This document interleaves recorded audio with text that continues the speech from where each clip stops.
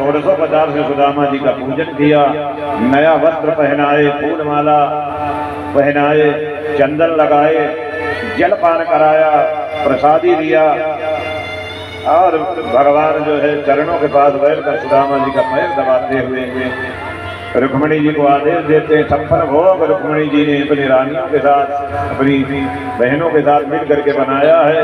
सुदामा जी के सामने 56 भोग लाया गया, सुदामा जी को 56 भोग अर्पण किया गया। लेकिन सुदामा जी ने जब 56 भोग देखा तो सुदामा जी उस पूरे 56 भोग को एक में ही मिला लेते थे, एक में मिला लिए जाते। दाल, चावल, खीर, पूरी, रसमलाई, रसगुल्ला, समोसा, जो भी था सब एक में ही मिला दिया। रुक्मिणी जी विचार करने लग गई कि हमने घंटों तक मेहनत किया और ये ब्राह्मण हमारी सारी मेहनत जो है एक में मिला दिया। सुदामा जी बोले, भैया हमको ज्यादा पकवान खावे की आदत ना है, हमने रूखा सूखा खाया है अपने जीवन में,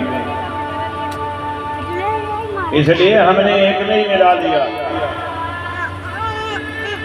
ऐसा दृश्य है कि जो लोग सुदामा जी पर हंस रहे थे वो सब के अश्रु